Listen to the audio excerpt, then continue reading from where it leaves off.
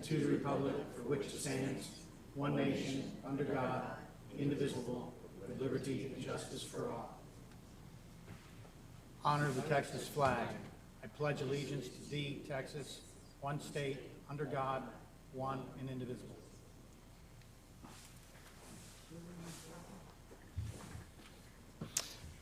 Thank you, everyone. Chief, if you would, I don't know if you are, but could you close the door because of the glare? Thank you.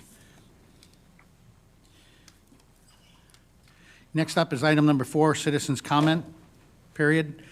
Do I have anybody that had signed up? Nobody signed up, okay. And for the record, we do have a couple of citizens. Keep in mind at the end, you can make comments. You do not have to have signed up for that. Okay, so next up is the only item on this agenda, which is item number 5, approvals authorizations. First is a discussion, consideration, action, discuss possible action, precautionary health measures in reference to COVID-19 virus. So first of all, I'll tell you, I'm going to talk for a few minutes here and give you some updates, and I want to explain the purpose of the meeting and how we're going to do this. So first of all, thank you everyone for dropping what you're doing to come to this emergency meeting, and for all the department heads as well for being here. The objective of this meeting is to inform council about what we've done, as well as the future and what we see needs to be done to enable, to bring together the council for the opportunity to make some decisions moving forward, and also to ensure that the public is informed. This is important, keeping in mind that this is being recorded, it's being streamed, and people will be able to watch this. That said, anybody that's watching this, keep in mind this is a working business meeting. It's not going to be a polished presentation by any stretch, but my objective and our objective here is to ensure that we have a public discussion about the situation, as well as what your city is doing about it, and the actions we're taking for the next few months, most likely. So we're keeping that in mind. We may talk about some things that some of you may already know about, but I think it's important to bring it all up. The way the conduct of the meeting, I'm going to open with a few remarks to make sure that everybody's on the same page with what we're doing, what we've done, where we're going, and then I'm going to ask our city leadership, our department heads, to tell you some of the things that they're implementing and some of the things they're looking at doing and that we are doing, so you know how our city is continuing to run, and then from there open it up to y'all for questions, comments, discussion. I will also be going through, you have in front of you a few pieces of paper. One is you have some of the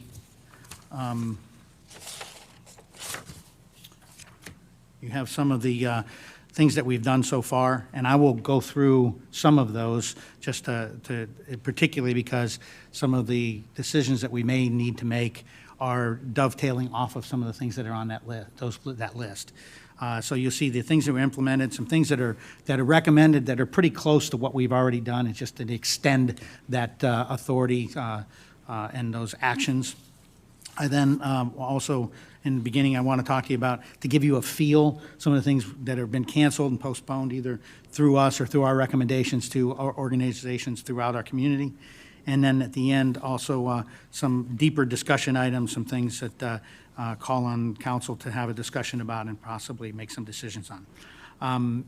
So that said, open with contextually, I know that there's been a lot of talk in our nation and in our community about, is this a problem? Is this something we need to worry about? Is this something that is just being overblown? And I ask everybody to just take that discussion off the table. The undeniable fact is that our president has declared a national disaster. Our governor has declared a state of disaster through a proclamation. Obviously, lots of other states in our nation have done the same. Communities, we have a county and a city north of us that's declared a state of emergency or a situation of emergency, as well as a county and a city south of us. We basically are sandwiched between two that have done that. So this is undeniably a situation that we are dealing with, have to deal with, and will continue to deal with for the foreseeable future. Also, very clearly, businesses, churches, schools, colleges, universities, public, private schools, all making the decision to ensure that we keep public gatherings to a minimum, shutting down and implementing their plans. So this is certainly something that is it's beyond the debate point, I would say, is do we need to do anything?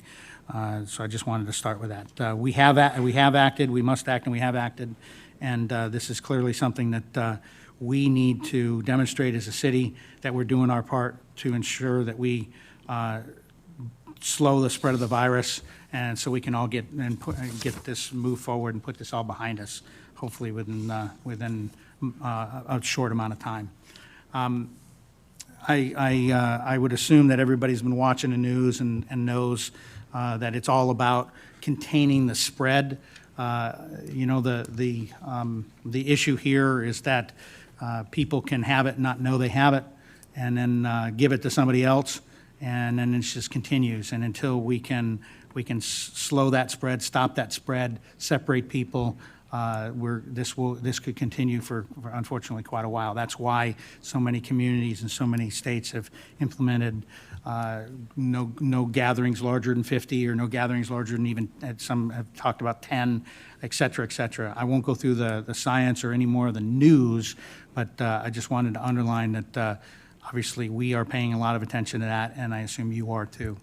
So beginning last week, your city leadership, all of the department heads, we came together and discussed the situation, how we saw it affecting our city, affecting our citizens, affecting our staff, and we then began to have discussions on what we needed to do to ensure continuity of operations, as well as the protection of our citizens and the protection of our staff. Through those discussions, we have taken some of the actions that you can see where it says, you have the list that says cancellations, postponements, and public health measures implemented March 13th. So I'll first turn your attention to the cancellations and postponements. Some of these we do have control over, or a modicum of control over. Some of them we don't necessarily have control over, but we have explained to those that have control over them that it would be a good idea to do something about it. And you can see, now I will call your attention to the third one on the cancellations and postponement list. You see it says municipal courts canceled. Well, there's a development that not only has it been canceled or postponed, but we just got a message that now the State Supreme Court, right? State Supreme Court sent a message that April will be deferred as well. So the first time we'll have court here will be in May. You know, again, we had this typed up and we got that message. So this is happening that fast. But you see a lot of the events that we've been talking about for months, literally months, that were going to happen in our community have been either canceled or deferred to some time in the future. And that should also underscore that everybody is starting to understand the importance of us not gathering in large groups and us getting through this. I'm not gonna talk about any of the ones that are on the cancellations and postponement list, unless anybody has any questions or comments about any of those on that list that you have in front of you. Starting with right side, do you have any questions or comments about anything on that list? No. Nope. Yes, sir. Through discussion with the Parks Committee, should this have had to occur, which of course it did appropriately, we want to postpone the extravaganza until September 12th of this year. We'll probably call it something like the scrambled egg. Yes, ma'am, and there'll be plenty of time for us to talk about that kind of thing. Okay, but soon. I'm just saying that we've gone ahead and requested or reserved the park for that date. But I've had a number of questions, as I know Ms. Swint has as well. Sure, and we appreciate that, and look forward to what we can do in the future with it. I know there was a lot of people who put a lot of time and effort and actually resources into that. So yes, absolutely. So that's some of the things that are canceled. Then you see on the other side of the paper, it says implemented March 13th. I will tell you that one of the things is just limiting contact as much as we can. You see limiting contact in city business, asking people to do business by phone, email, dropping off items at the drop box, where we've been disinfecting the lobby well more than twice a day, hand sanitizer all over the place, people washing their hands constantly. We've closed the library through March. Now, I will tell you that some of the things that I'm telling you right now, we're going to discuss taking them farther into the future, but I thought it would be appropriate for you all to be part of that dialogue. Coffee there, Coffee the Cop canceled, rentals at the community center and down at our park canceled through March. And you see that we're refunding people their rental fees, their deposits and all that stuff. City commission and committee meetings are canceled, and we didn't unilaterally did that. I talked to the commissioners and asked them if they would consider canceling, tell them why, and this started last week, and they did. I talked about court, water bill late notices. We're going to talk a lot about the finances and the water bills and all that. No cutoffs for March and April, and then no late fees through March and possibly longer, up to your decision there. Limit public contact for employees with weakened immune systems. We do have a few of those, and we're taking care of that. The department heads are taking care of that. Chief of Police will talk to some of this in very general terms, but working to make sure that the police department is protected and limiting public contact all over. And the safety courses that were on the docket have been canceled until further notice. The ASIC course, the things that we've been talking about. Public Works, water, police department vehicles all being sanitized. And VPNs, virtual private networks, set up for department heads to be able to have them work from home if necessary. My throat is dry. I am not sick. Now I'm coughing because I'm laughing. Okay, so that said, we have had, again, multiple discussions. We've not only had the discussions with the leadership, but the leadership has then gone out to their departments and said, okay, this is what we're doing. What are we forgetting? You guys and gals are the ones that are in the field. You're the ones that are having to deal with this stuff. What else do we need to do? We then got back together today to regroup and say, okay, what did we miss? What do we need to do? What do we need to go further with? And we have some of that as well, and I'll get to that. I've also had multiple discussions with our county emergency management director because as you're seeing in Texas, a lot of the cities will pretty much kind of fall in line with whatever their county's doing, particularly since in most cities, the county emergency management is the emergency management for the city, and it is in fact what we have here. So the county, I spoke to him just a couple hours ago again. I see that. I spoke to him a couple hours ago again, and the county has encouraged people to not gather in groups. All the things that you've heard about and you're aware of, but they have not mandated anything about groups. They have not mandated anything about gatherings. They have not mandated any of that yet. What they have done is they have activated the EOC. They did that last week. They've moved their public health folks into the EOC, and they're answering the phones and answering questions there instead of doing it in their office. The emergency manager told me that they're getting lots of phone calls, and they're also starting to work with San Antonio with the drive-through testing for first responders. Our first responders have received information on the procedures for that, and that is a developing situation as well. The county has not declared an emergency. There have been emergency meetings from some of the cities in the county, but Boulevardy has stated that they're going to wait for the county. If the county declares an emergency, they believe they'll probably fall in line with that. New Braunfels as well. Schertz, obviously in part of Comal County, had an emergency meeting as well, and they are also waiting to see what's happening in the counties that they're in, Guadalupe, primarily Guadalupe, Comal, a little bit of Bear.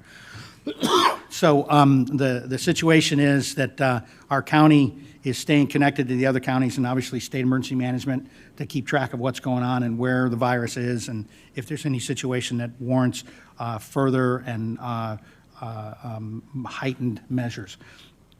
And for that reason, Mr. Kelly and I, the emergency manager, we have each other's cell phones, and we're in constant contact now. And after this meeting, I will tell him how this all went and what's going on, so he can keep track of what's going on with the cities. So I can tell you that we're in lockstep and we know what's going on. But no restrictions, no gatherings, no restaurant. You know, you're hearing a lot of stuff right now. None of that's happened in Comal County as of yet. So back to talking about what we've done in the city. As a result of the discussions with other cities, with emergency management, with our department heads here, we took these steps that you see on the list here.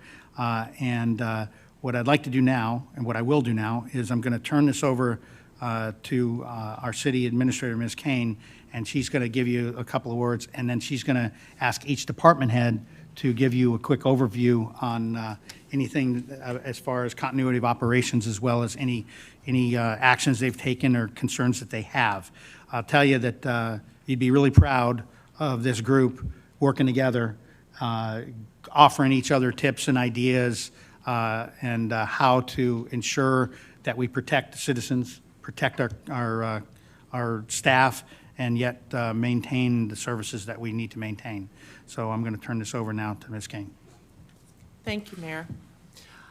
This has been a unified joint effort of all of your department heads in bringing the actions that were implemented on March 13th, bringing forward recommendations.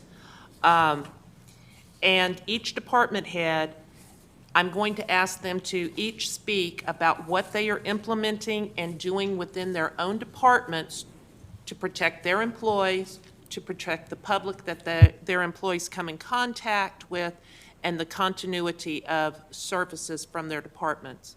I'd like to start with Chief Ron. Thank you. As it states here, we have implemented procedures to control limited access. We're screening everybody that rings the doorbell. We'll talk to them via the doorbell first. If it can be handled via telephone, we will handle it via telephone. Everybody's been understanding at this point. There are some circumstances in which we will not be able to do it that way, and we will have to have the personal interaction. Those are limited, and we will handle them as we see necessary. We have implemented decontamination procedures for all the officers should we have to go hands-on, what we're going to do, how we're going to handle that. There are some procedures in place for how we're going to handle prisoners. I will not discuss the details of that at this time. And also, we have asked that people don't come up here unless it's absolutely necessary. We are still evolving just like everybody else, so as things come in, we will take care of it that way. At this point, there are no issues. So before we move on, every time we go through a department, I'm going to ask y'all if you have any questions specifically for this department head. So starting over on the left side, any questions for the department head? I bring up fire department because I had a meeting with Chief Zip yesterday on an unrelated matter. I asked him this question as well. Is there anything that we can do for PD? At this time, no. Okay. No. There are people that need our services, and we will take care of that as we see fit. Okay. But how about your staff personally? Our staff is doing well at this point. Okay. Thank you. Uh-huh. That was what Mr. Zip said as well. Thank you, ma'am. Sir? Sir? Ma'am? Sir? Okay. Next, Mr. Parsons, our water manager for the water department. Thank you. Also, our staff morale is high. We've discussed the issues that we have. We're limiting the spaces that we are in. We're limiting the work that we're doing with each other, and we are limiting our work that we're doing with customers, and that we're setting those boundaries now. There's a Public Works and Water Department COVID-19 protocol that you have, and it has 3 stages that we're going to be going through based on what comes up in the future. This is a moving target, and we are constantly monitoring it to make sure that we are doing what we need to keep everyone safe. And over on the right side, any questions for water? Ma'am? Sir? Sir? Ma'am? Okay. Next, Mr. Steinmetz, Public Works Director.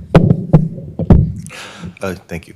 Public Works, along with the Water Department, is beefing up their cleaning abilities around the city facilities. We're doing 3 times a day cleaning on all of our buildings and trucks and equipment.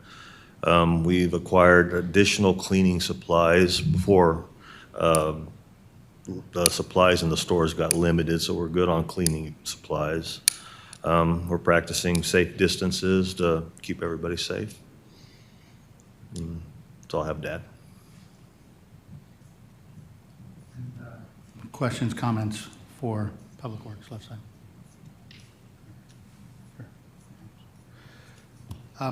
Forgive me, we did all this so quickly. Did council get a copy of this? Okay. I just want to highlight, you know, to not only highlight what city administrator said about everybody working together, but you should know that Public Works and Water, two separate departments with different responsibilities that came together to say, if we have to decrement our staff for whatever reason, we may get to the point where we're going to have to support each other even more than we normally do.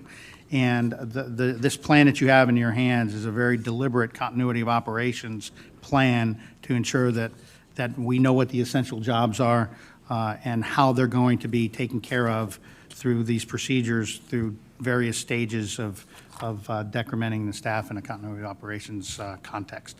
So kudos to the two of them and their folks for putting this together. It's great. Obviously, the police department has one as well, but some of it's pretty involved and pretty confidential as well. So that's why you didn't get that one. But nevertheless, just wanted to point that out. Okay, ma'am, go ahead. Ms. Crossland with our library.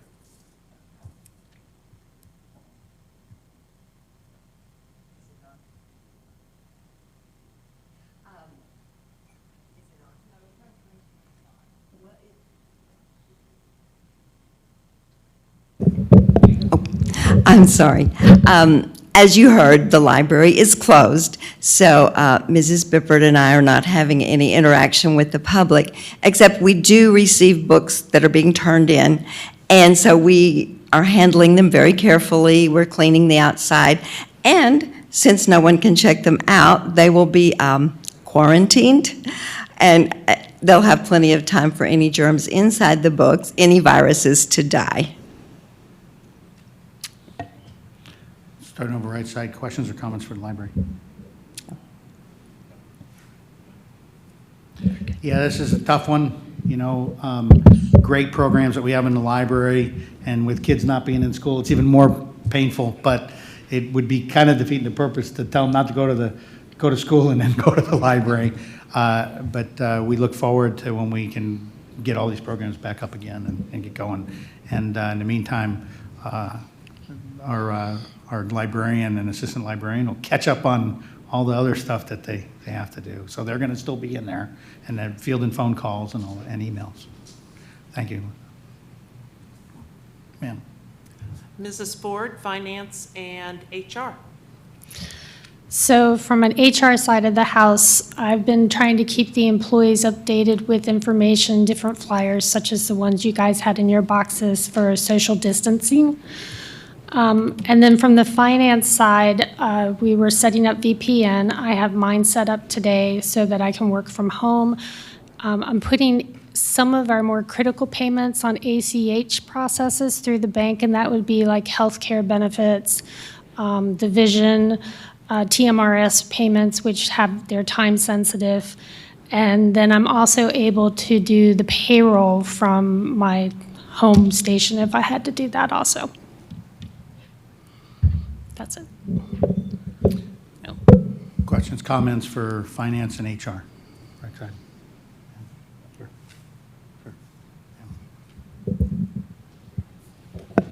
Ms. Spencer, our City Secretary for the Admin Department. So I feel like most of mine are detailed in your list that you got of things that we have been implemented or possibly things that we are asking or recommending council to extend. One thing I wanted to highlight is we're encouraging the public to conduct any city business by phone, email, dropping items in our Dropbox, utilizing the city's website. You can do so many things through the city's website that I think a lot of people aren't aware of. We've put signs on the lobby doors to deter people from entering, just to try to promote the social distancing, limiting that contact if at all possible. Doesn't seem to be working. We have many people that are still coming in simply just to drop off a water payment, and they don't even want a receipt. Something that could be easily put in the drop box, and we couldn't even have to risk any kind of public contact. So that's been a little bit of a challenge. Of course, they have hand sanitizer at each window for customer use on one side. They have them on the other side for staff use. They are constantly basically bathing in sanitizer at the moment. They disinfect their areas. They're doing everything that they can. Once again, just like every other department in the city, their morale is very high as well. Just taking it one day at a time. Questions, comments for admin? This may come later in the meeting, but this is such an inclusive list. I'm wondering if it could be posted just as you presented it with one correction, possibly on the website, because I think this would, if people would go to the website,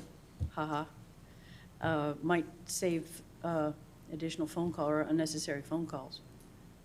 Because this answers, I think, a lot of questions today. When you're saying this, let me know sorry. exactly what you're looking I beg at. your pardon, the precautionary public health measures that we implemented, because this talks about, library being closed, a copy of the mayor. I mean, in other words, you wouldn't have to go to each department on the website. Absolutely. The only thing I would correct is if you do that, we refer to the barbecue hut now as the concession hut. It's in two different places there. But to me, this answers, again, a lot of questions, as well as the cancellations and postponements. And you could correct the municipal court one, as we've discussed, and then also put that the extravaganza will be postponed till September 12th, 2020. Yes, ma'am, and we'll work on that. And this list, by the time we're done with this meeting, may be different as well. But definitely. Absolutely. And we will definitely do that. Sir? Sir. Ma'am?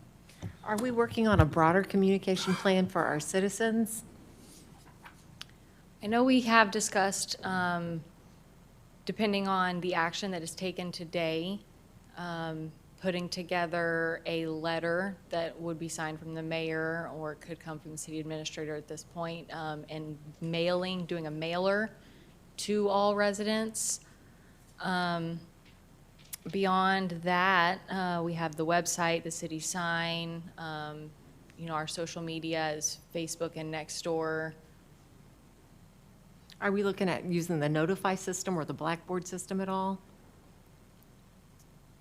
I don't think the Notify Me, people have to actually have already signed up for both of those, actually. So you have to already have an account on both of those. The Notify Me, I don't think that would be a way to communicate anything, because that's more of like, hey, an agenda's been posted. For getting information out, personally, I think our issue with Blackboard is that a lot of people either don't have an account or they don't have updated information on the account. So I'm not sure how well that would do. I signed up just to see, what it was and what it was like. And I guess the thing that I liked about it is that there's a slot for home phone numbers too. I'm concerned that we've got some senior citizens that may not be as tech savvy as others. And does it populate a list? I mean, is there a way or does the city have a list of phone numbers for citizens? The problem is we cannot change anybody else's account information Right. at all. So Right, if but they just in have, general, is there a current city phone book? No. no, Okay. no. Sir? Sir, I have one other question. On that matter, would this be the appropriate time, if and when we do this ordinance, to have Ms. Kane make the call? Do we still do the call, the emergency call system? that system is a system that I personally believe we need to use very sparingly, because it needs to be something that, because, how do I say this? In the past, it was used so much that I, as a citizen, would go, oh, they're calling again about the water, and I wouldn't even listen to So it. possibly the future. So giving them an update on these lists and that kind of thing is not such a scalding hot thing versus, there's something that everybody needs to leave now, or everybody needs to mayor's still evacuate this. Yeah, the mayor's canceled coffee, yeah. So we kind of reserve that more for something that's an imminent danger, emergency kind of notification. No, I understand. Yeah, hopefully it won't come to that, but possibly. Yeah. I just wondered if we still even had the system. We do have it, yes, Right. ma'am. Thank you. Good. Another means of communication with the public would be contacting the homeowners association presidents and seeing if those associations can put out some mass emails. I know that many of the associations here in the city do have large email list of their residents. I think that would be actually a very good source. Obviously, it won't catch people that live in Garden Ridge Estates, but it'll catch a lot of other folks. And we intend to use that, so that'll help.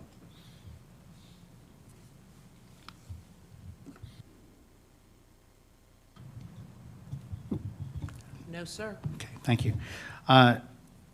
So now you've heard the status from each department. I kind of look to Councilwoman Swinton and say, you okay with me mentioning the volunteer thing? Yes. Okay. Because this all happened so fast, I haven't had, normally I would ask you ahead of time, okay. I've, just let you know one more thing on what we're working on is, right now, we don't know how far this is going to go.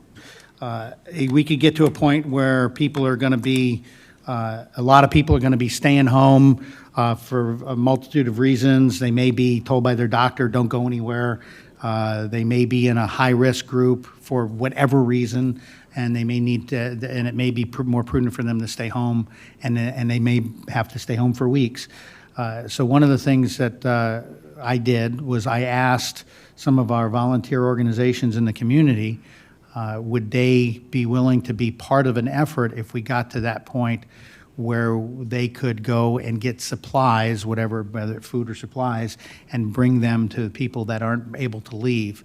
And we could work out procedures that, they'd leave them at the doorstep, kind of thing. And so there wouldn't have to be any contact, but nevertheless could give them the help they need, the relief they need, that kind of thing. I've talked to 3 different volunteer organizations, and one of them, their answer was, of course, that's what we do. So not all of them said that they would be willing to help. And we also have some church groups around here and some other stuff that we want to tap into. I've had a quick written discussion with Councilwoman Swin about this, and she is willing to kind of dig through the details of this and to bring some folks together and maybe have some kind of little council of all these folks to be able to do this if we get to that. I think now is the time to talk about it, to be prepared. And so what I would say is, to avoid the quorum thing or anything, if you have any ideas or you have any groups that might be involved, be willing to be involved in this, send it to our city administrator and she'll get it to Councilwoman Swint. But I think this is something that I'm hoping and praying that we don't get that far, but we could, and we very well could get that far, and it could happen pretty quickly. So I appreciate that she's willing to bring some people together and to do the hard thinking on how to make this work, how to reach out, and because it involves everything from how do you reach out to these people to begin with, then how do you reach out to the volunteer organizations, and how do you bring them all together, and how do you come up with procedures, and what are you doing, and how are you doing, and all that stuff.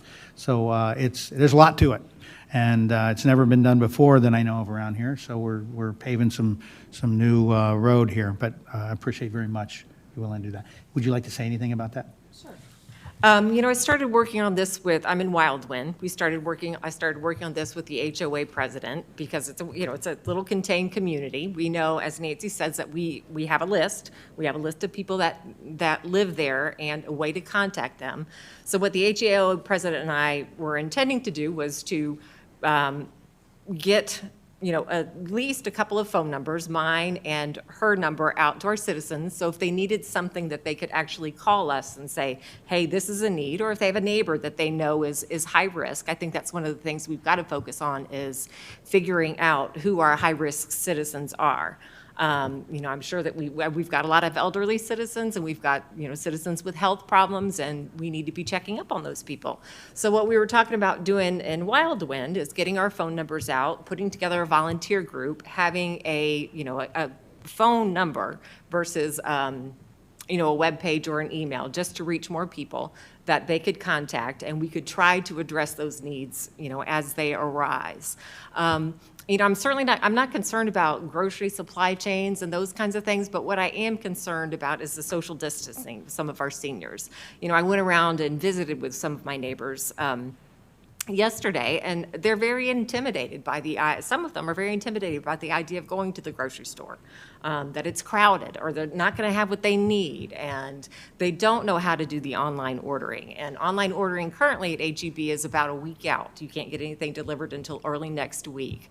So another part of the plan is to possibly, and I started working on this, just give basic, delivery. How do you set up an account to order online delivery for some of our citizens that don't know how to do those things? Now, granted, there is a lag, but I feel sure that HEB, knowing the great company that they are, will catch up, and everything will get, put in motion. But also the concern as well is I want to keep those immunocompromised and our seniors at home. They've been identified as high risk, and I know nobody, wants to. Some people don't want to, follow those rules quite yet. I'm looking over here. Yeah, this one. Wait, over here too. I'm surrounded by high-risk people. I'm going to ground you. But one of the things that they're also saying, if there is one person in the household that gets sick, the rest of the people also must self-quarantine. So then you have an identified household that is not supposed to leave. They're stuck in their house. And if we can help with picking up medication or groceries or delivering a meal, I think we can look at the risks of that and try to really narrow down to make that as safe as possible. Other things, and I know we've got, all of these groups that you're talking about, we've got a lot of older citizens in those groups too. And I think there's ways that we can have people help without the face-to-face contact too. Maybe that's a phone call. Maybe it's, we've got this list of people who have health problems. Could you call them once a day and say, hey, how are you doing? Is there something that you need? To be proactive. As well as, cooking meals. We're probably going to have people at home looking for things to do. You want to, follow good hygiene procedures and make a batch of cookies and, get them out to somebody who's feeling a little bit blue. Those are some kind of things that we can do that can really limit, face-to-face contact as well. So got all sorts of ideas working, and open to any suggestions, any kind of feedback. I think the HOA thing is probably the most natural way to group people, to identify maybe a contact at each of the HOAs and develop a plan with them and help them, develop a volunteer base, and, have that sort of trickle up. So we've got a big list of volunteers and, some identified needs that maybe they're not even current needs. Maybe somebody's worried a week down the road that, hey, I've got this doctor's appointment. Do I need to, can I get a ride there? Or, those kinds of things. I think that, the door's wide open. And again, we just don't know what's going to happen. We don't know what the, what direction is coming, from the state, from the county. So, again, we have to be real fluid about things, but I think it's a good opportunity, in particular for some of our, younger families, to really look after our seniors. Thank you very much. Does anybody have anything to add to that? Starting on the left side. Yeah. Aside from you want the cookies. Never mind. Yeah, his eyes lit up when she said she was going to make cookies. Councilwoman Swin, thank you very much for that. And we can talk about, I can connect you to the specific people that, because I did ask, I said, are you okay if you're the person that she talks to? So, all right. So now that you've heard some of the status, what we've done, I'd like to turn to some items that I feel that Council, we need to have some consensus on how we want to expand some of the actions that we've already taken. So if you look on the sheet that had implemented up top, there's recommended down below. And I'm going to skip the first one because it's kind of a blanket one that I'll go to last, but extend issuing water bill late notices and late fees through April. We did it through March, but we want to go all the way to April, and it's a fiscal decision as well, obviously. And I thought, now, I would suggest that we can do consensus on these. We don't have to do individual votes on these. But if anybody has anything they want to say about it, or if they have any issue with it, now would be a great time for us to discuss that. So for that particular one, to extend not issuing water bill late notices. Does anybody, starting on the right side, anything with this? So in other words, put another way, we're trying to tell people, don't come up here, don't worry about this stuff. So and believe it or not, some people, as much as we're telling them to mail or to get on e-billing and e-payments, they're still coming up here to pay. And now they're going to be worried about, how do I pay? Because I always come up here, and we have people that routinely just come up here and write a check. And we're going to tell them not to do it. And then they're going to be panicky about the bill, and we're going to say, don't worry about it. And what I'm suggesting with council is to extend that all the way to April. So, ma'am. Just for clarification, does this mean that people's water will not be cut off if they don't pay their bill? Yes, ma'am, and that actually was in the upper part where it Right, said right. March and April, water will not be cut off. And Correct. just for informational purposes, CPS Energy is not going to be disconnecting services during this health situation, they call it. They don't have an end date on it, they don't have a beginning date on it, but they say they are not disconnecting services. So this would be, Consistent with that, right, yes, ma'am. right. Anything else? Sir? No, go ahead and implement it. It's a good idea. So consensus from council, we good with that one? Okay, so that, we will do that. Next one is extended closure of Garden Ridge Library through April 2020. Painful, I know. We did it just through March, but we think that, now, I guess I want to pause for a second and say that if all of a sudden things change dramatically, and we turn a big corner on this, and there's a vaccine, and it's not a problem anymore, we definitely can relook at all this stuff. But absent that, the course that we're on, we just want to set a course and say through April. So starting on the left side, comments, questions on this item? No. Sir, ma'am? Again, I keep looking at Linda, it's painful, I know, but I hate to agree with it because I don't want to listen to the radio. You know, I guess my question there is there a, we've got the little free library at the park, right? I dropped off some kid's book there this morning. I mean, is there a way to do something like that? I mean, I know you've got that whole room of books back there, that are for sale or whatnot. I'm just thinking for people, like, I know I'm an avid reader too, but I use my iPad, so it doesn't affect you mean me as much. like a book giveaway kind of thing, if they got stuff to just give Yeah, them? I mean, just a table outside, people could, I don't know what that does with our social distancing and hygiene and all those kinds of things, but I don't know. Well, we could look at, I'm just if you have, brainstorming. if you have a list of books that you're looking to get rid of is not the way I really Right, mean right. that, but that Available. yeah, available, thank you. That maybe you could have that list, and then people could write to you and say, I'd like that, and then maybe you could put it out on a table and that kind of thing. But you don't want the book back. No. They take the book and it stays away.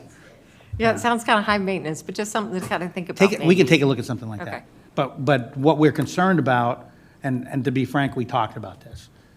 We talked about possibly somebody doing that and then bringing the book back. But that's what we're concerned about. They bring it back. Now we have to go through all these measures to try to make sure that we're not introducing something back in, which not only affects just the library, but when the library people come over here, and so it's just an Yeah, it's a- and it's an issue. there are some concerns. I mean, I think we don't know enough about transmission. Yeah. But I'm also thinking at one point you had a book delivery thing for some people. That might be another volunteer just. Yeah, you could tie that into the opportunity. volunteers, Yeah. and they leave it on the doorstep, no Right, right. contact whatsoever. But That's we don't right. want the book back. Don't So want the book back. It's So I don't know, yours. maybe you could look at that, posting a list of the books that are, as Councilwoman Swin says, available. And no, none of the tapes will be available. He listens to the books, that's why. Anything else, ma'am? Sir? So consensus through April for the library? Okay. Extend cancellation of city commission and committee meetings. Again, I didn't feel I had the authority to tell a commissioner they had to cancel, but I asked them to, and they did, and in March. But I'm asking you to direct them all the way through April. Comments or questions, starting on the right side on this one? No. Ma'am, sir? If we have an emergency situation, what do they do?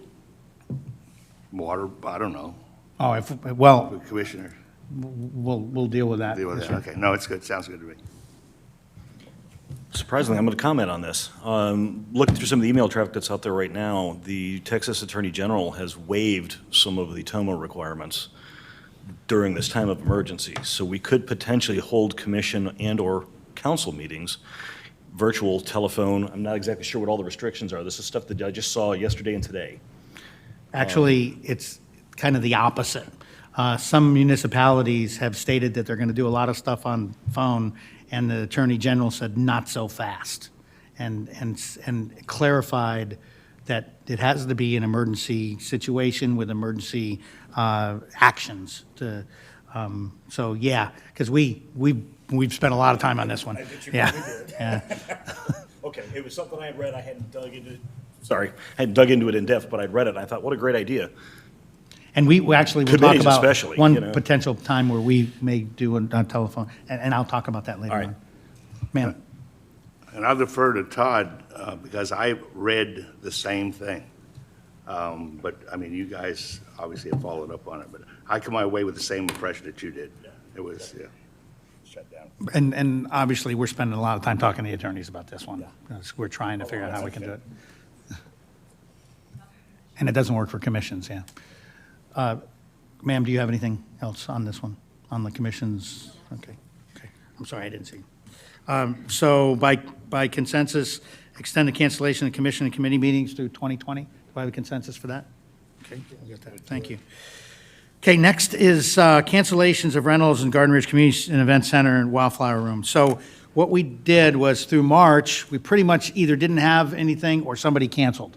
But we do have some in April. And in fact, I think we have one that's pretty large that's going to happen in April. We have two very large. And my feeling on this and my recommendation to you is that to be consistent with everything else, we should not be endorsing large gatherings. And if we rented out the large gatherings, then we're endorsing large gatherings. And we're saying that the money is more important than the reducing the exposure. So again, we took care of March, but I thought it was up to council to make the decision for April.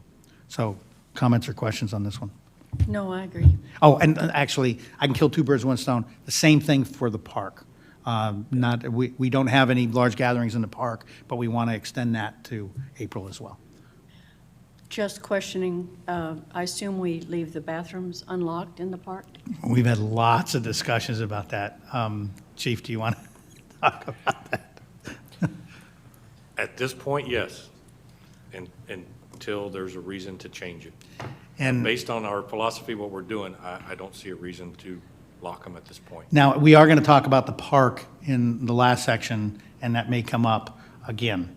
But if people are using the park, you will get more hate mail than you can imagine if the bathrooms are closed. I understand. Now, we do intend to put, and we talked about this last week, put a sign up there and say, with the environment, make sure you're taking necessary precautions, that kind of thing, just a reminder for what it's worth. But yeah, I mean, people in public need to decide whether or not they're going to use a public bathroom or not. But we will get to that. But aside from that, anything else? Sir? Sir? Ma'am? Sir? So my question is, by consensus, are you okay with us making sure there's no, we just will not rent out the pavilions or the rooms up in the Community Event Center for the duration March and April? I will tell you, we have a couple of small organizations that use the Bluebonnet Room. We've had a few people already cancel those, and I'd ask you what you think about saying that just no gatherings at all. And frankly, the small ones, they could gather somewhere else if they really need to or want to. But again, I think it's our responsibility at this point to say we're not endorsing groups getting together. And you look contemplative on that point, Councilman or Mayor Pro To Tem. me, the Bluebonnet Room is a lot easier for someone to go elsewhere. Yeah. And it just kind of struck me that for the community center, I think we should discourage, like those two large, they would have a tough time going elsewhere. I mean, if someone's getting married, I suppose they could elope on one hand. But on the other hand, I'd almost rather leave it to them if they're that big. Most of them will, or there's a good chance both of them will cancel. And I understand that, but the issue here is that we're endorsing them having a large gathering. And I don't think as the city, we should be endorsing that at this point. I know, that, but, you know, I mean, there's our society is rife with things that are being canceled right now, and people should expect that this kind of thing is going to happen. So, a question is, by consensus, are you, the council, okay with us not renting out the community center or the park in March and April? Consensus? Yeah, so anything in the community center. And as you know from those cancellations, a lot of them had already, you know, the Lions and the women's club and lots of other things have already canceled because they know this is an issue. Okay. And then the last one is the precautionary public health measures implemented, the 13th, just running them all the way through. And again, this is working meeting, so I'm going to look to our city secretary. What was in that? Because I don't have it here. What else was in that? Other than the things that I've already covered below it. Nothing. Okay, there you go. All right, that helped. All right, well, thank you for that. Now, the last piece of this is something that I think we have to have some discussions on, and we're going to go right to the first one, which is parks. Some people have asked, are we closing the parks? Literally closing them completely, which then would, you know, the bathroom and all that. When we discussed this last week, the two things I came up with is I didn't think we needed to at this point, because if a couple, you know, if a family of a couple people wanted to go have a catch or throw a frisbee or something, they could do that. That said, the problem is since we don't have implemented anything about restricting large gatherings, they could still have a big, huge party at the park. They just wouldn't be renting anything in the park. And so I thought this was something that is a bit more complicated and involved, and it was important for us as a council to have this discussion. So starting over on the left side, your thoughts on this, so then we can come to some kind of decision on how we would like to move forward. Any thoughts on this? Yes, start on the right. We'll come back to you, sir. I've got a lot of thoughts, and I'm not even really sure how to voice them. And keep in mind, I'm a dad with two teenage boys at home that are going absolutely stir crazy, and I've got acreage. So I can understand where people would want to use the park. We certainly would want to at least, and I don't even know if this is possible, set it up that, okay, the park is still open, but we're not going to allow groups bigger than 10 or something, based on the current health guidance. To preclude people from, okay, well, I can't have my big wedding bash at the community center. I'm just going to move it to Paul Davis Park, and we're going to take over the soccer field and have, 175 people out there partying. I don't know what the legality of that would be. The implementation of it would be all forced onto the police department, which I hate to do that to Ron. It's just a thought. I'd hate to close the park. There are kids that need to get out and run around. They need to do stuff. If they're not in the park, they're going to be running around on the streets. I guess it's something we still need to think about and keep talking. I'm very curious to see what everybody else has to say. Fair enough, sir. No gatherings for groups over 10 should be implemented and chained if necessary. I know they're down to 5 in some areas right now, but 10 should be okay. Of course, if we get 100 different families out there with 3 people, then we got 300 people, so. True. Yeah, I've kind of been following what some of the other parks are doing, some of the other cities are doing with their parks, and I guess at this point, mostly what I'm seeing are recommendations. Recommendations, if you go to the park, please self-monitor, maintain your distance. If there's a lot of people there, don't, but turn your car back around and go home. It's a lot of relying on people to, use both their common sense and being courteous, I guess, or, I don't know, there's a better way to say that. But yeah, so it's a tough issue right now because I'm with Councilman Arvidsson over there. I got 4 kids at home, and we're doing a lot of playing in the backyard right now. But your backyard's going to get a little bit old. But I also don't want to take my kids to a park where there's a ton of people, and I don't know that our park equipment is sanitized. We're not out there disinfecting our equipment. We're just in a situation where we don't know a whole lot about how this virus is transmitted and how long it lives on surfaces. So I've got really mixed feelings about it. I can tell you that our local soccer league is canceled, and that includes practices as well. For a little while, we thought we were going to have practices, and they thought, well, it's a soccer team of 10 kids. We're just not going to do it. It's certainly, I'll be curious to see what everybody else thinks as well. Fair enough. Sir? Well, a couple things. One, I agree with Lisa on a couple of her points, and I don't say that just to tell her my backyard could use 4 kids. But I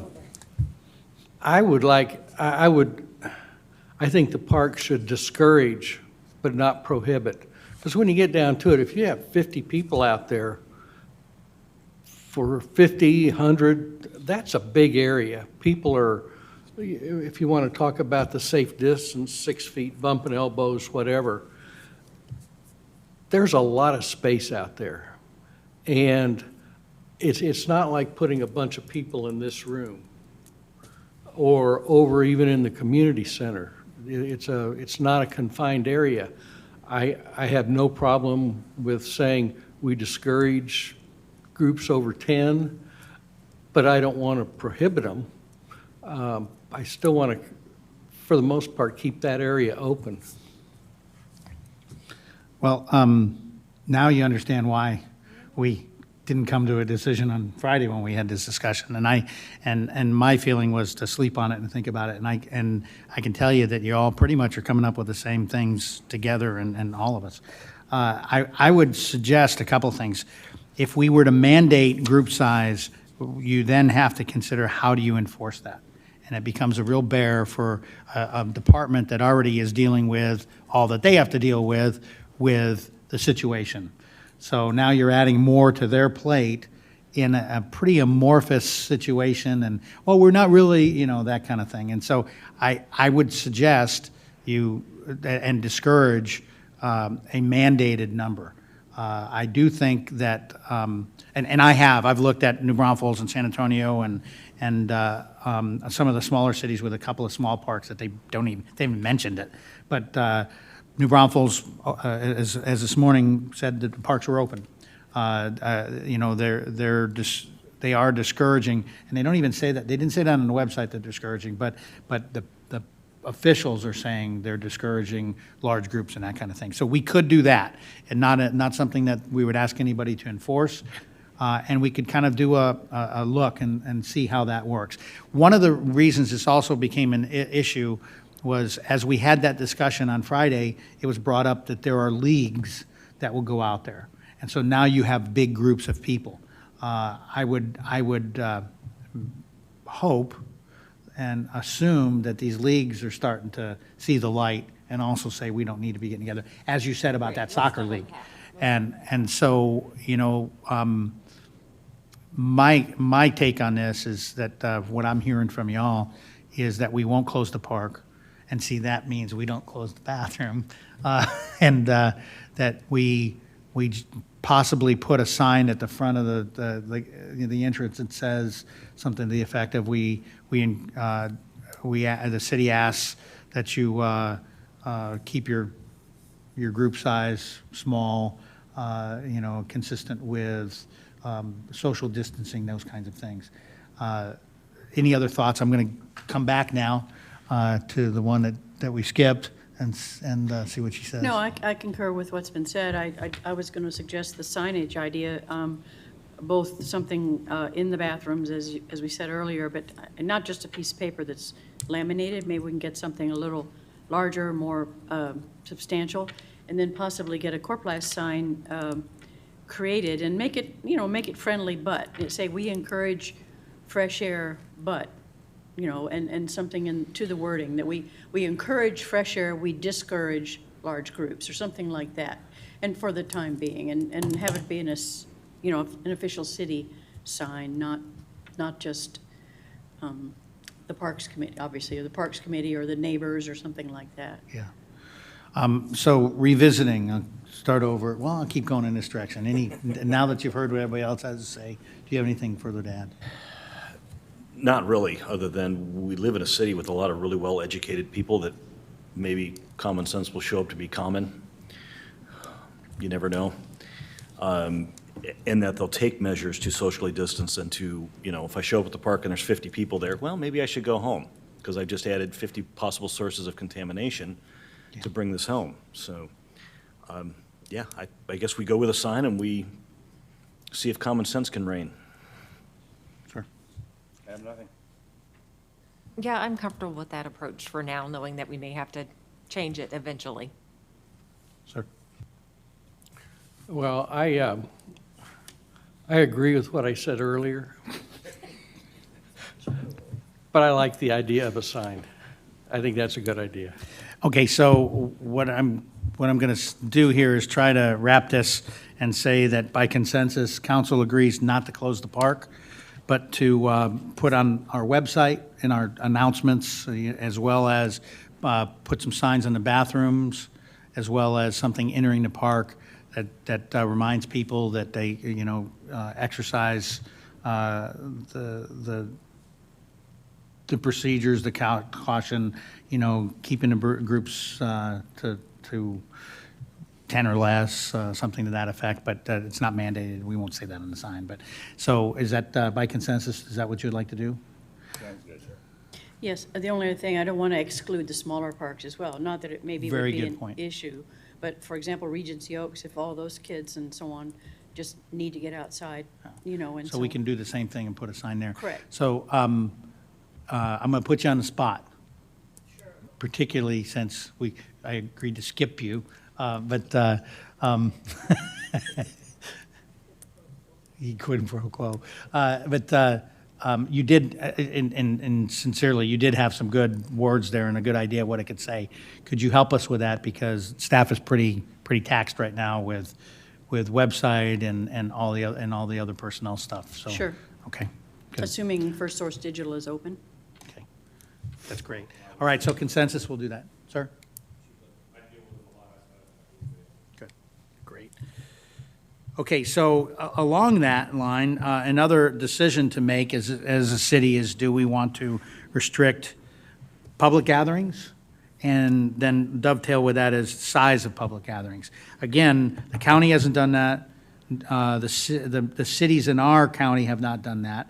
You've heard that there are cities throughout our nation that have. San Antonio is doing some of that. And oh, by the way, the restaurant thing. We have a restaurant. Do we want to tell that, or do we want to go down that path as well? So that's a decision that y'all should discuss and make, so we can move forward with whether or not we want to do any of that. So starting on the right side, your feelings on restricting public gatherings, restricting numbers, and even to the point of the restaurant. I'm not big on restricting, people want to gather somewhere. And because I think a lot of this, people are going to do it themselves. It's not like you're going to see 50 people get together and say, hey, let's go around coughing on people. You're just not going to see big groups. I'm in the Lions Club, a lot of different organizations have canceled already. And if there's a board of directors, they may do that online. So that's not necessarily an issue. And as far as restaurants, once again, people are not going to the restaurants like they used to. So I'd rather not do anything, although I would be glad if the chief comes up with something, if he has a recommendation, I would be glad to follow it, because I go to restaurants occasionally for tacos, but I've seen fewer people. Fair enough. Ma'am? I'm trying to think of some ideas of, or I guess examples of public gatherings that might occur that we need to worry about. Any ideas? Just kind of specific things? Of course, they don't have a large gathering here. Yeah, I guess I'm with Councilman McCaw. I'm inclined to put a number on it, maybe just a recommendation. I mean, we, really just put out, reinforce what's already out there, that this is the recommendation from the, the federal government right now, that we don't, gather in large groups. As far as our one restaurant goes, I hate to impact their livelihood right now. Maybe the recommendation is, look at or see what their future plans are as far as, delivery or pick up at the door. I certainly don't want to impose anything on them at this point in time. Again, I'm not seeing a lot of people out and about. I'm seeing the same things Councilman McCaw is, but maybe just to contact them and, see what their plans may be as things change. If there's a way to support them while this is going on. Sir?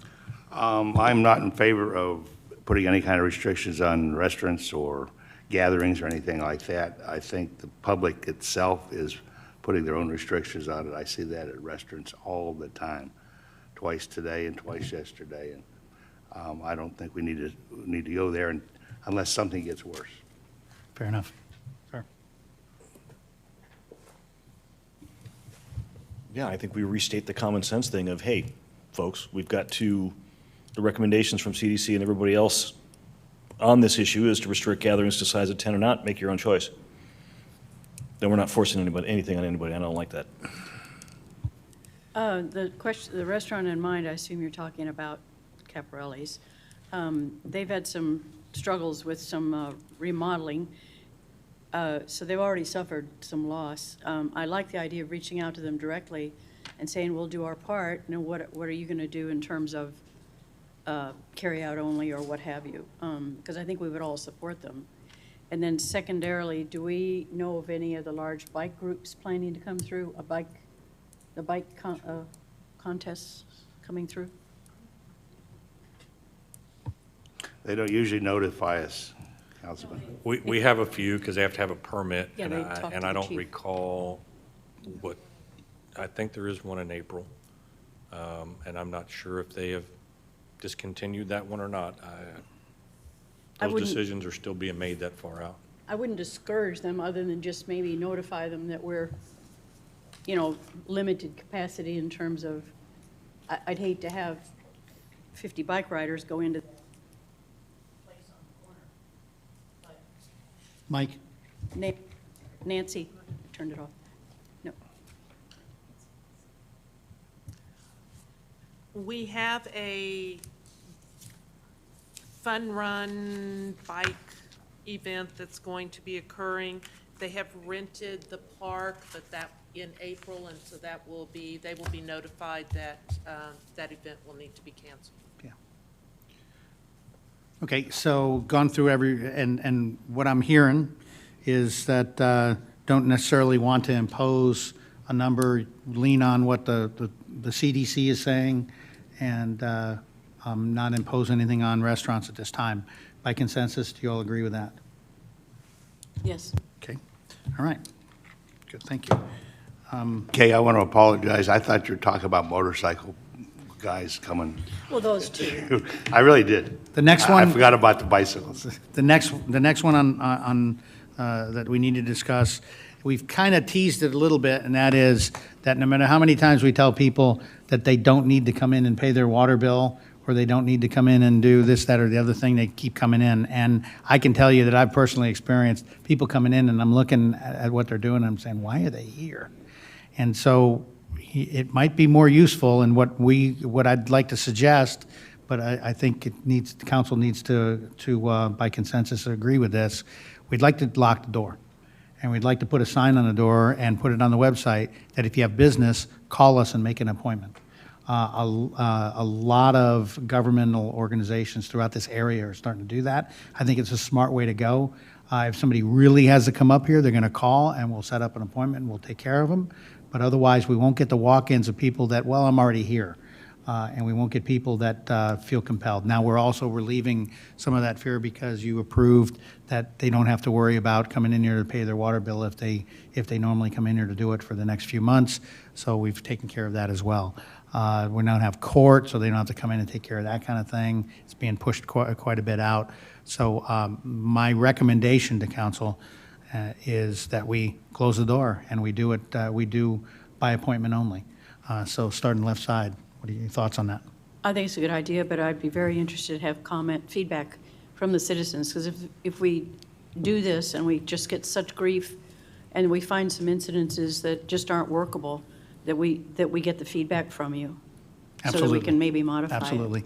And keep in mind, we're not saying lock the door and we're not going to talk to any, because we're still going to answer phone calls and emails. And if somebody calls us or emails us and says, I need to come up and do something, it may be, no, you don't worry about it. Or, yeah, you do. Or, oh, no, here, you can just do this online right now. Or give me the information and I'll take care of it. So we'll do what we can to eliminate a lot of the traffic through email and phone call and allay any fears that somebody has that they have to come up here. If somebody really does need to come up here, they'll have an appointment and they can come up here. So we're not going to stop that at all.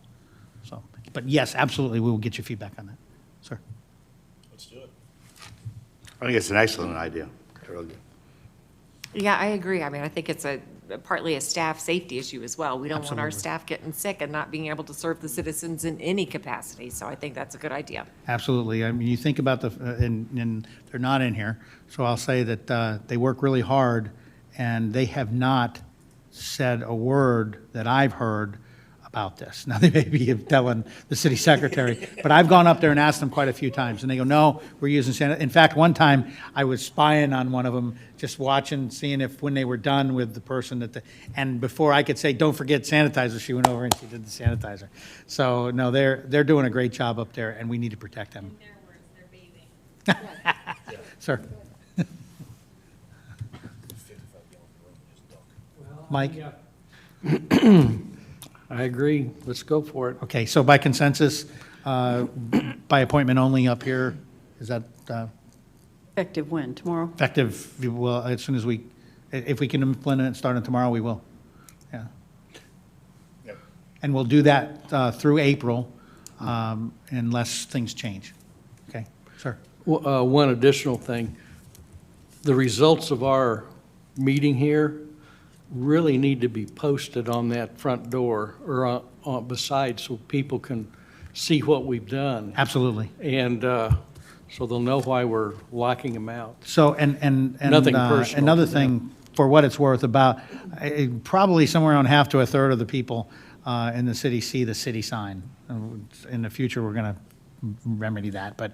And so on the sign right now, it says, this meeting's happening, and you can watch it online now or later. But tomorrow, the sign will say, we had a meeting, watch it, and here, watch it here. So yeah, because again, I believe that this is a great opportunity for people to see what y'all have talked about, what y'all decided, and what your discussions were. So, good. So just make sure I got this. By consensus, we're gonna lock the door, do by appointment and everything that we talked about through April. Okay, great. Thank you very much for that. Okay, the next one is an issue that is regrettable, but it's actually already happened once, and that is that we have an employee who has a family member who traveled out of the United States, came back. Now, this person was not in it wasn't in Europe or China but still was out of the country. When they came back, an organization that they are involved with told them that they needed to self-quarantine for 2 weeks. That employee lives in the same house, came to us and said, I have a family member that's now self-quarantined for the next 2 weeks. And we said, okay, you need to self-quarantine for the next 2 weeks. And one of the issues with that, and that I'm offering up to council, is that I believe that we should continue to pay that person, not ask them to do PTO, but just pay them as though they were still here. I know that's fraught with all kinds of issues, but at this point, the most important thing is to not worry about those issues, but to ensure that that person doesn't come in here and now infect other people in our staff, and then significantly hinder our ability to be able to continue our operations here. So my question to you for your approval is, if anybody is quarantined, that we can, self-quarantined or whatever the situation is, that we continue to pay them for that quarantine period. Now, and we've actually had a staff discussion about this, that we may still be able to give them work to do at home, depending on who it is and what they do. And we're going to make sure that they're going to be at home. And I'll tell you that there's another piece to this that I do want to let you know about. We're working with an attorney to figure out how far we can go with perhaps having them sign something that says, okay, I'm on self-quarantine, I will not leave my house now. Because we don't want somebody to go on self-quarantine and decide they're on a vacation now. And be at the park with 49 other people. All seriousness, the point is that we're exploring some options to ensure that this is controlled, but nevertheless, we believe the right thing to do at this point is to continue to pay them and not to ask them to take their personal time off. Thoughts on that, starting on the right side? Well, I can appreciate that there could be some problems associated with it, but at this time, I'd rather be safe than have a problem. But I would like to, have something that says they will be quarantined, because I'd hate for them to be, say they're going to be at home and instead of earning extra money through Uber or something like that. Ma'am? Yes, I'd like to pay them when they're in quarantine. Sir? I don't know how it could be fraught with a bunch of problems. I think it's an excellent idea to be paying them. I think more employees throughout the country, or employers throughout the country should be thinking about doing that also. And I wouldn't be surprised if the president didn't come up and make it absolutely necessary. So I think it's a great idea. Sir? Let's do it. With our employees, I'm not really worried about them abusing it at this point. I'm sure this person has a legitimate concern bringing in, and I'd rather that happen than have him come back to work because we're making him, and then the next thing you know, we've got nobody in Public Works and the police department's down to the chief because everybody else is out sick. It just makes sense. Absolutely. Thank you. Ma'am? I agree, but I will say that the chief probably has some ankle monitoring bracelets available. Okay, so that said, if I could get consensus that we will continue to pay employees, whether self or forced quarantines, or if we shut down, and without their using PTO. Can I get a consensus on that? Yes. Okay, thank you very much for that. Larry, I'd like to make a comment on this. My youngest daughter's coming back from Germany. She's going to go work for USAA, and they require her to be quarantined, self-quarantined for 2 weeks. So she'll be at our house for 2 weeks, which means I'm going to move out for 2 weeks. Because, well, I may get some peace and quiet anyway. But it seems to be a very Absolutely. Okay, so thank you for that. That is my list for that, for those. And now what I'd like to do, before we go into, well, actually, I think it would be useful, since it's on the agenda, I think we need to talk about item B. So otherwise, you may start asking questions about it. But let me close what we just did with our staff. We discussed this as well, and I think this is important. And for good, bad, or indifferent, I've seen this many times. So I'm going to ask council to help with everything you can to get the word out on what we're doing, what we've done, where people can get information. Because, you know, you have a group of folks working in the city that have put in a lot of time thinking about these and coming up with these things and implementing these things and working with their folks. And now you have spent a lot of time doing this too. But if nobody knows that we've done it, they're just sitting out there thinking what's going on and why aren't we doing this, or why is this open or closed or whatever. We will do what we can, getting the word out through, we talked about a mailer, a letter from me introducing it, and we'll have some other information in there. We've talked about some of that information that we can put in there, as well as encouraging people to go to the website.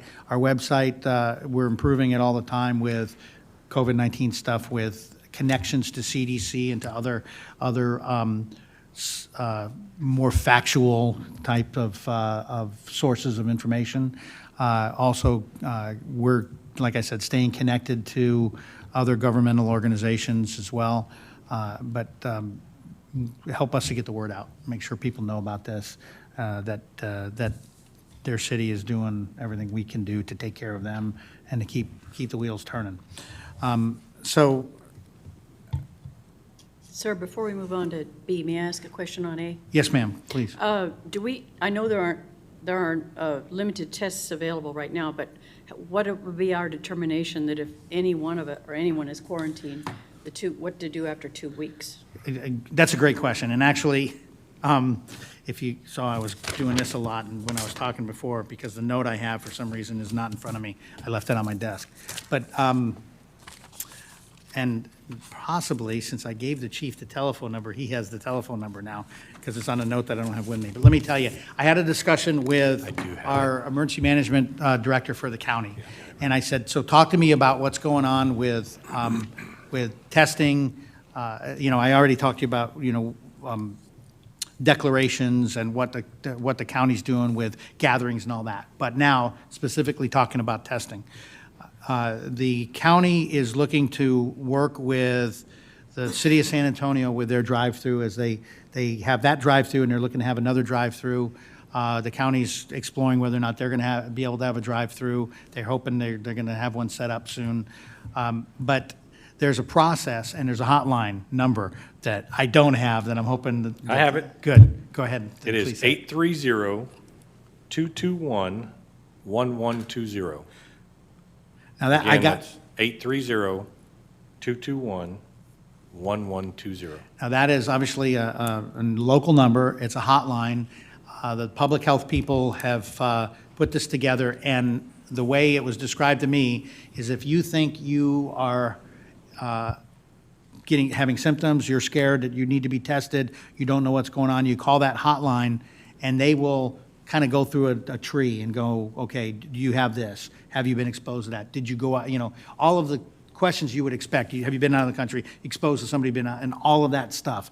If they, as they go through this, if they also determine that you are in a group that needs to be tested for public health reasons, they may direct you to go to a testing site. That is slim chance. What instead they'll do at that point is say, you need to talk to your healthcare provider to determine whether or not you need to be tested. Now, you don't even have to do that number, but what Mr. Kelly was telling me is that number will help allay some people's fears immediately, so they won't even call their doctors.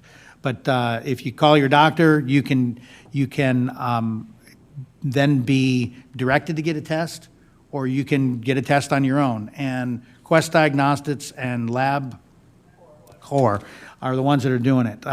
If you go through the drive-through, because you're in a population of people that, and at this time, the drive-through is strictly for first responders, that's fire, rescue, police, emergency management folks, but that will probably be expanded soon. If that happens, and you don't get directed to one of those, you can go to Quest and you can get it done. Quest, their turnaround is only like a day to 2 days. The drive-through ones right now, the turnaround is about double that. So that's where we stand with that. That number is a good number. We're going to have it on our website, and we're going to, and this is, I bet it changes tomorrow. You know, now and I was saving this for later, but since we're on the topic, I also talked to emergency management about if they were looking for a place to have drive-through testing, that our community center, that's not going to be used for anything else for the next couple of months, would be a good place, because they could drive up Municipal Parkway, staying in their cars, drive up, drive through the horseshoe, drive underneath the portico there. They could get tested. All the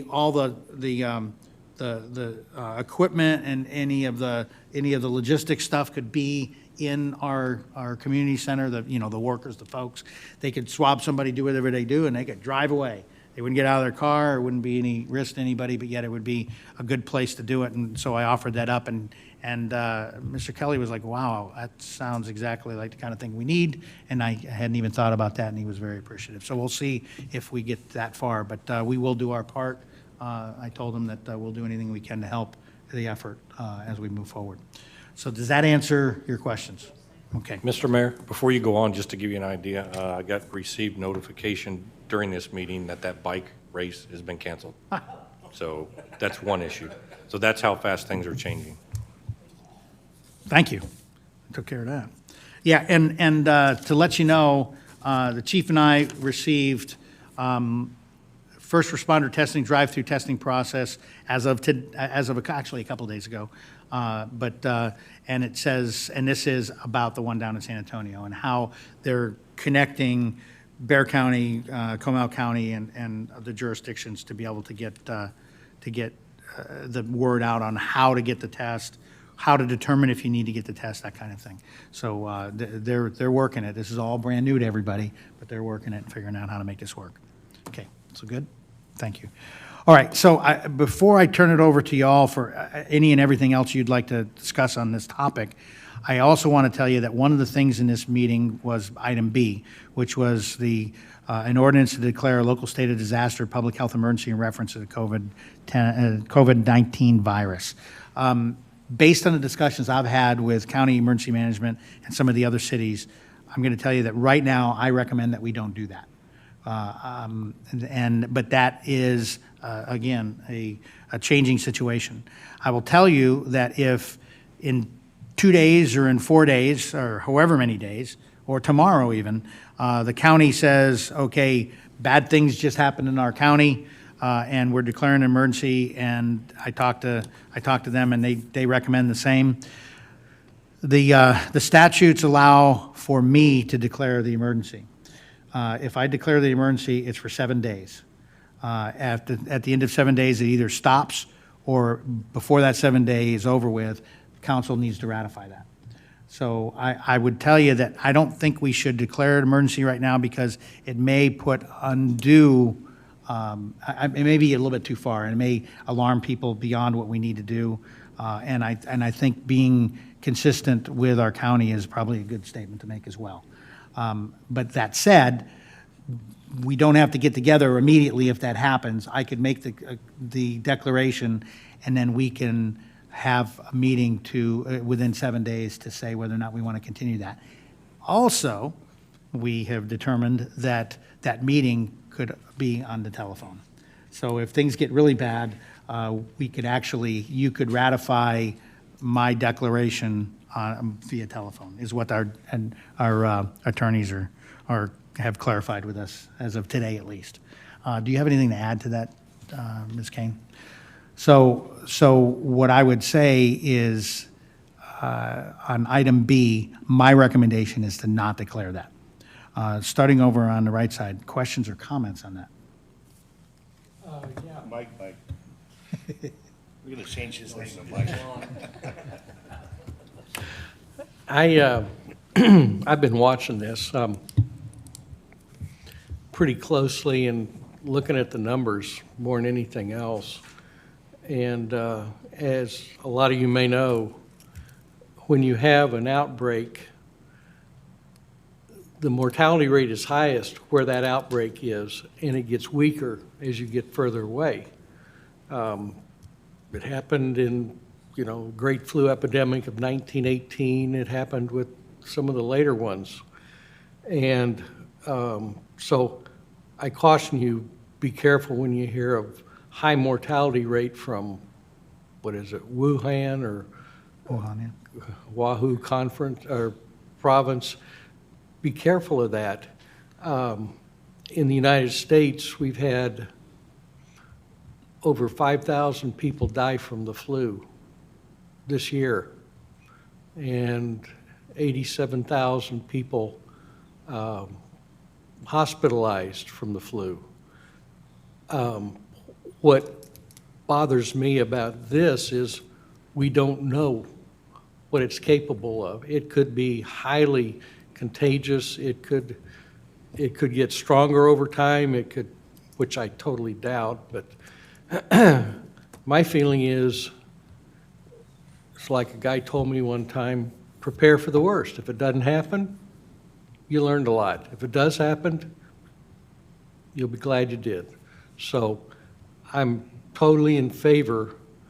I'm not in favor of declaring a state of disaster right now, but I am in favor of precautionary health measures that we have discussed. Okay, thank you. Ma'am? A couple of things. One, this CDC number is already outdated on here as far as number of cases and deaths. Sure. Secondly, can you just clarify I'm not sure we need it quite yet, but what's the advantage of having an emergency declaration? What does it achieve? Do you want to take that? I told you.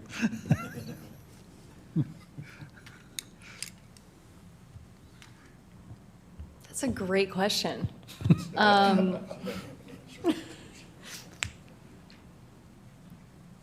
I don't know that for a local government, it really achieves much for us right now in our advantage. If we were to do it, obviously we can do it later. It would allow us to possibly get financial aid back. That's still a possibly, though. Does it get us access to the National Guard or anything? That's all No. through the state, right? So, Right. it Correct. doesn't do anything So- locally for So us. I'll take her off the hook. I'm Okay. doing this She's like, because Yeah. I've asked this question a couple of times Right. already. And the fact is a city like ours with, San Antonio's a different story. Right. But a city like ours, the advantage to doing it is that we are getting everybody's attention, saying this is an emergency. Right. We're saying that it's an emergency in our county, it's an emergency in our city as well. It gets people's attention. It does, there are some, Small Business Administration says, are you in a place where there's an emergency? Right. That kind of thing. But there's not like a bunch of money that frees up for us Right. immediately, and the National Guard's not going to come in here and answer the phones for us Right, or anything right. like that. So nothing extreme in that case. So that's another reason why I don't think we should do it right now. I do think that if the county does it and we find ourselves surrounded with cases or even have cases here, I think it may be time for us to ratchet this up and tell everybody, hey, we have an emergency. does it here. streamline decision-making? If the council can't get together and you're our emergency director, are you allowed to make decisions? So Nancy's shaking her head no. So we still No, have to go about- through all of that. About the only thing is being able to have an emergency meeting. Okay. So there had to be an emergency for us to have an emergency meeting, clearly. Got it. But the one thing I asked was, did we have to declare the emergency in this manner to Advance, have the to have meeting? it, And we yeah. did not have to. And my understanding is emergency meetings can be called on short notice, correct? Yes, 1 hour. Okay, 1 hour, Yeah. But you have to have a real emergency. right. We gave Yes. 4 hours, but Yes, it's yes. a minimum of 1 hour. Yeah. Got it. I gotta remember to turn the thing on. Said it's not time to do it yet, let's not do it. Okay. It's just all there is to it, it's not time yet. Ma'am? It's too soon. okay?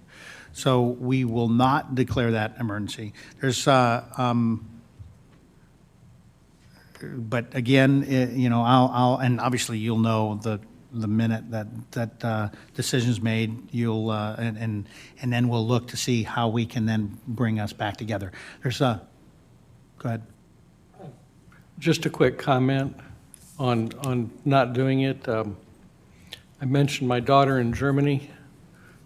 She talks to my wife on a daily basis. She said the prevailing thoughts in Europe right now are that the United States is panicking. They've got more cases, I think, than we do, but they say we are panicking. Just a comment. Well, the flip side of that is they have more cases than we do, and we're trying not to have as many cases as they have. That's right. So, Of course, they're all in Italy. you know, I mean, philosophically, staff, you've heard me say this. There's two extremes to this. Everybody stays away from everybody for the next 2 to 3 weeks, and there's no more coronavirus. But the other end of that is that everybody is all over everybody for the next who knows how long, because the science of this right now is that you can be asymptomatic and still be a carrier and still transmit it. So you don't know you've been exposed, you don't even know you have it, and you're giving it to somebody else. So every week or so, you can leapfrog that, and you can do that forever, or for the foreseeable future. So that's the 15 days to, what is it called? Do you remember? It's 15 days to slow the spread, which is the federal government's thing they released yesterday. So yes, I believe the actions that you all have taken today and that we're moving forward with, I think are part of that. One more thing that I want to bring up with you is that we have a council meeting in April. The council meeting in April is, it's interesting because my philosophy is I don't think the mayor should cancel a council meeting, because it kind of feels like, you know, well, if I don't like what y'all are going to do, I'll just cancel the meeting. However, the emergency manager, by Texas law, can cancel a council meeting. But I don't want to do it that way. What I'd like to do instead is offer up to you that we'll keep it on the books right now with a high probability of canceling it. I'll tell you that what was on the meeting was nothing that was that critical that we couldn't defer it for another month. We had the coordination with the signs with the county, the traffic signs. We had, I'm doing this by memory now, help me out. The GRIP resolution. Yeah, the GRIP resolution. And if you've been on council for a while, you haven't seen this yet, but the GRIP resolution is a resolution that we can do to defer the increase in gas, in the gas charge, the CPS gas charge, or not CPS, CenterPoint gas charge for 45 days, but we can't stop them. So 45 days later, the price is going to go up anyway. If you've been on council for a while, you know that we do that. You know, it's just kind of the last act of defiance right before they raise the price. But that was going to be on there in the consent agenda, and I can't remember what else. But it wasn't, and you know, some of the standard stuff. But I'm inclined to say that if things improve, we'll have the meeting. If things don't improve, I will cancel the meeting, and just want, by consensus, make sure you all are okay with that. I'm not trying to pull a fast one and cancel a meeting. So, you okay with that? Okay, Yes, it is April 1st, by the way. it is.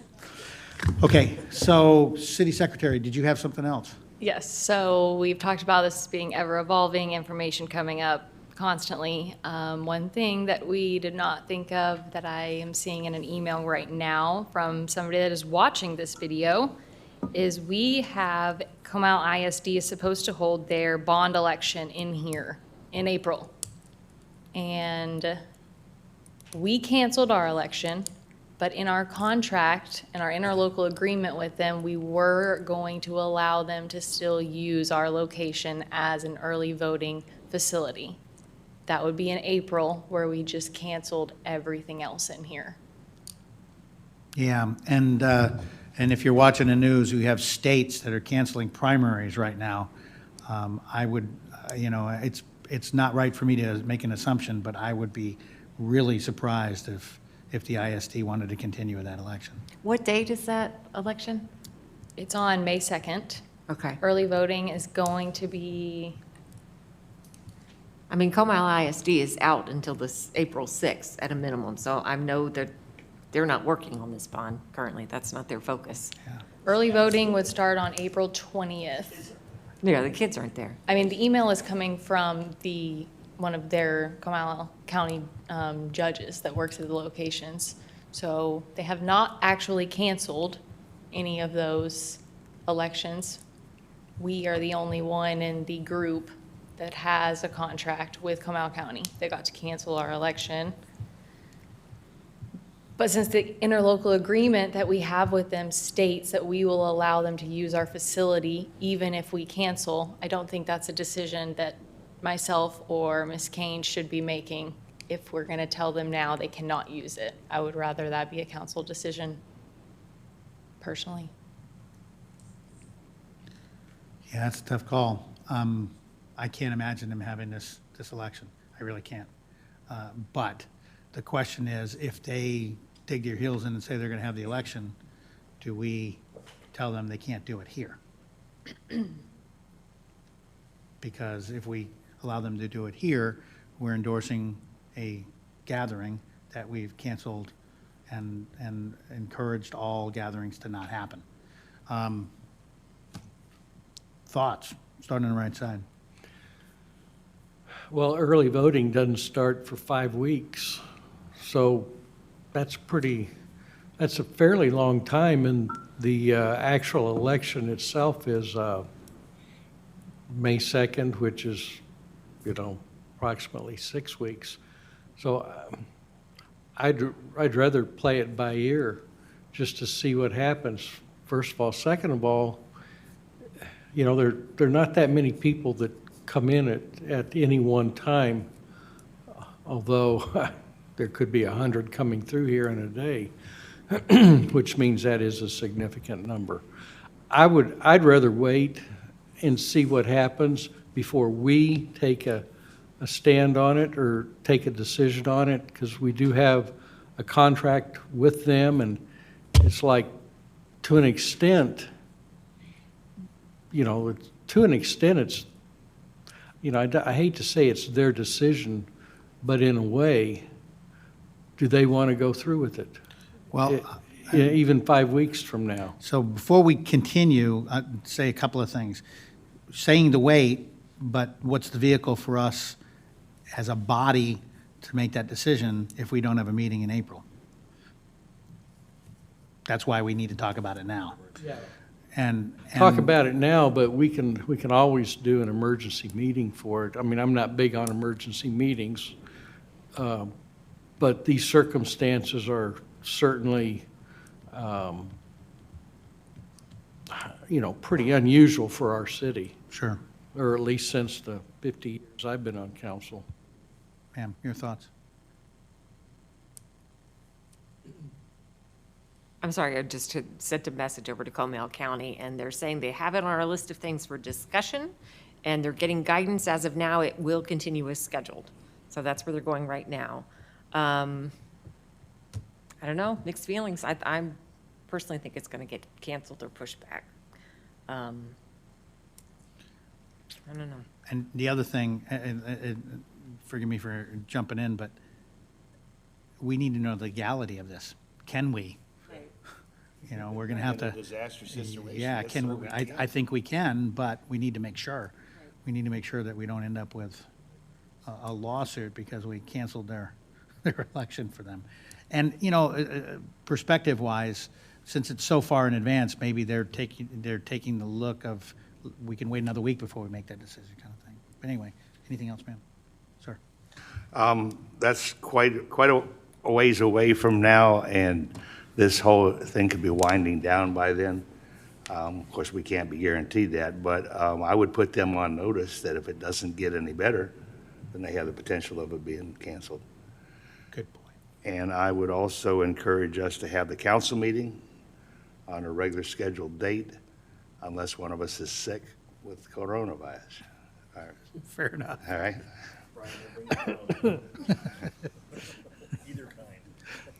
Sure. We've got some time to wait on this.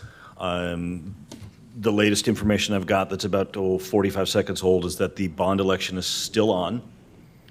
Much like Lisa, I checked in with, in this case, I'll make it all public, with Mr. Kim himself, and he said they're still planning on having the bond election. It's a little too far out to take that into consideration. How much warning would we need to turn it off, would be my question. I mean, we could shut this thing off a day before the first day of early voting, couldn't we? Well, I mean, it depends. If we're turning it off and they have to find an alternative location, That'd be bad. doing it a day before might be a tough one. Ma'am, go ahead. We have, oh, I'm I'm sorry. sorry. The other ma'am. Go ahead. No, Ms. okay. Kane. She had something to add to this. I just thought. We have canceled use of the community center and the Blue Bonnet Room through the end of April. Early voting is those last week and a half, 2 weeks of April. Perhaps we could suggest or offer usage of the community center. At least it would be isolated in one area. We would not have the traffic through City Hall amongst our employees. And we can take a look at that for sure. I mean, that would be a suggestion.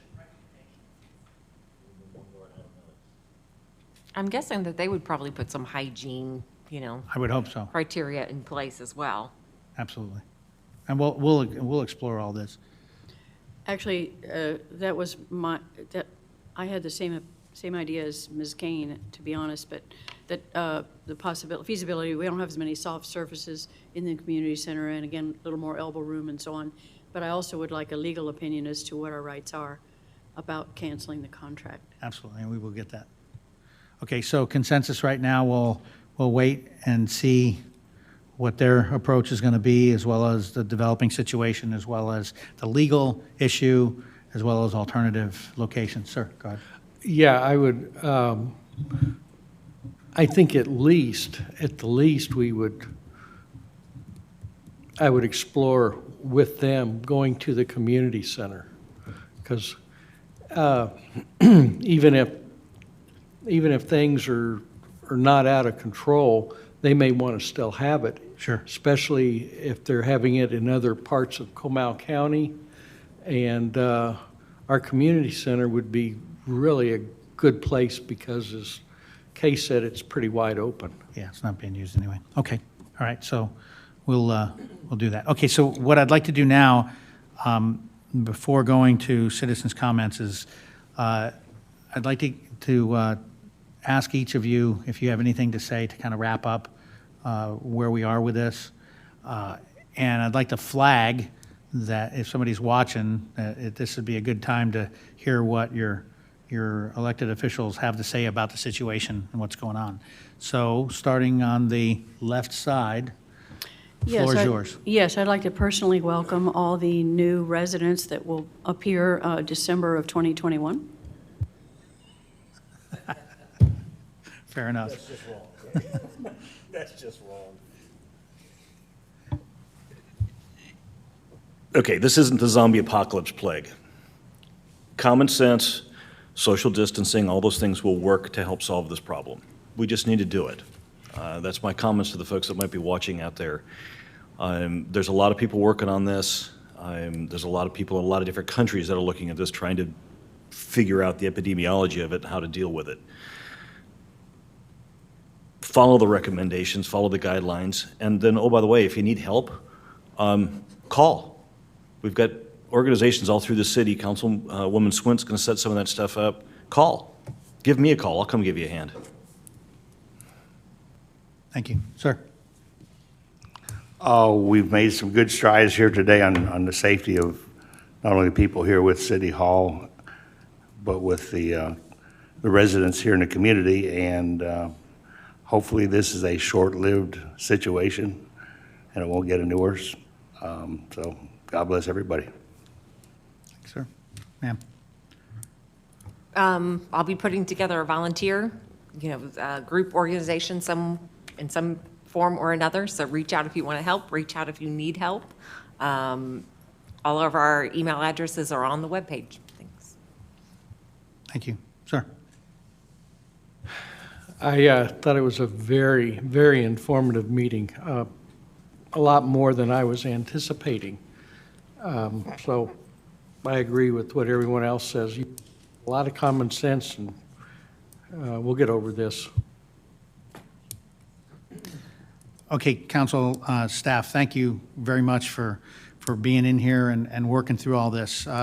Just to close, to say that I appreciate all the thought that the staff has put into this and will continue in the efforts to keep their folks safe and to keep our citizens safe. Yes, we will absolutely get through this, and it is not something that's insurmountable by any means, and a lot of the actions that our council, our city is taking is to just make this go away faster.